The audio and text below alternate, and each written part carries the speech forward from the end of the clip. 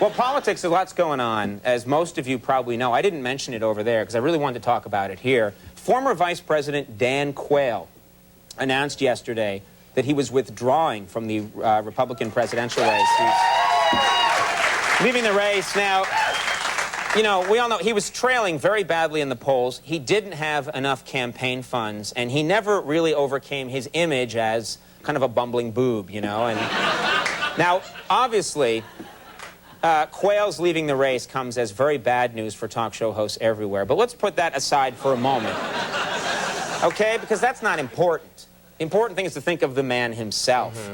He's home right now. He's watching the show. He's probably very depressed, which definitely means he's watching the show, because depressed people tend to watch our show. We don't know what's chicken or egg, what comes first. Well, anyway, we know that Mr. Quayle is watching, and Mr. Quayle, I'm talking to you right now. This whole segment now is for you.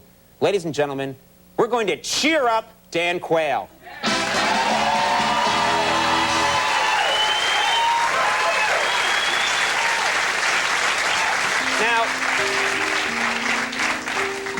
Now, Mr. Quayle, cheer up.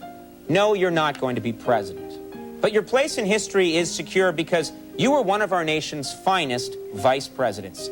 That's right, you're in the illustrious company of such immortals as Alban Barkley, Levi Morton, and my favorite vice president, Abe Vigoda, who served for a while.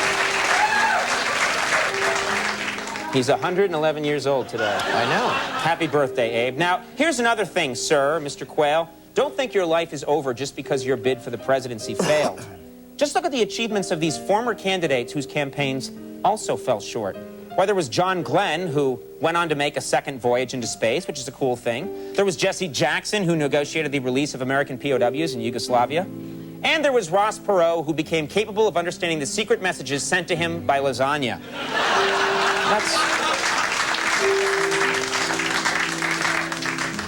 Now, Mr. Quayle, let me take your mind off your problems. You just relax, and I'll read a book to you. I would not, could not in a box. I could not, would not with a fox. Okay, Andy. I will not... Andy, you know, the guy was the vice president. Right, I'm sorry. Okay, I'll read another one. Where are the baby's toes? Where are the toes? Are those the toes? There's the toes. There's the toes. There's the toes right there. Too. Baby's toes.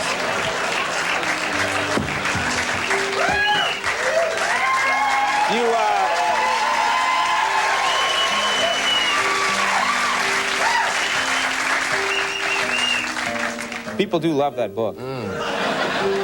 Cheer up, Mr. Quayle. You may be dropping out of the race, but your memorable campaign slogans will live forever. There was this one right here. Me as Dan, and please vote me leader. That was a good one. This real catchy one, I remember this one. I like to live in White House. How about it? And finally, this great campaign slogan. We don't have a king, right? But can I have what we have? Okay, I read that wrong, making me stupider than him. Boy, is that guy dumb. I know I'm retarded. Go ahead. Anyway, Mr. Quayle, I have the feeling that we're probably not really cheering you up. But don't worry, this next piece of videotape never fails. It's a monk deep frying his hand. Enjoy. Oh my God! Oh my God!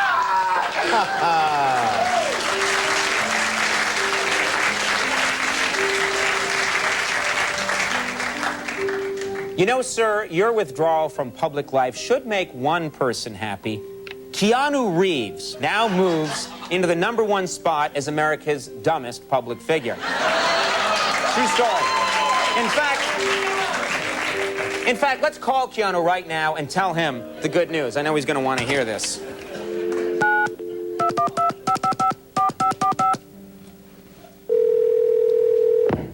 Hello?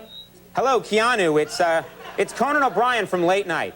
Conan, where are you, man? I can't see you. No, I'm on the phone. Well, how'd you get in there?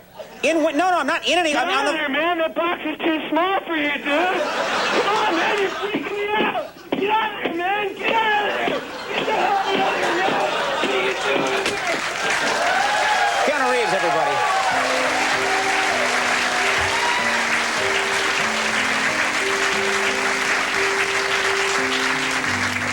Now, come on, Mr. Quayle, you've got to cheer up.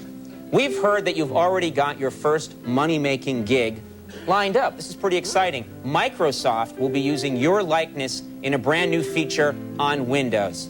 Check it out. We'll be looking at your records, and I would not want to embarrass. Spell check. You misspelled embarrass. No, I didn't. What? Oh, you're probably right. You are, yeah. Sorry.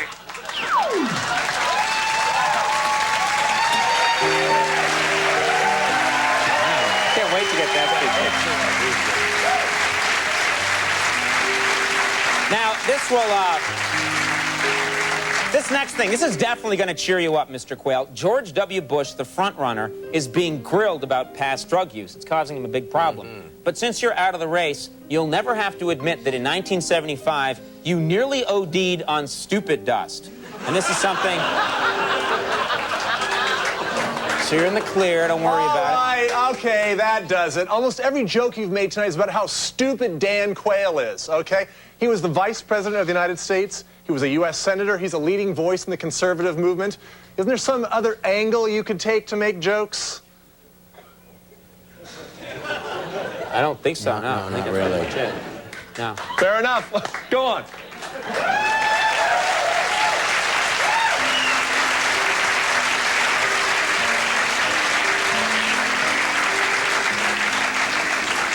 Now, Mr. Quayle, one last thing to cheer you up. Since you're out of the race, you don't have to face the fact on a daily basis that people just didn't seem to care that much about your candidacy. A fact that even slipped into your press conference yesterday. Take a look at this footage.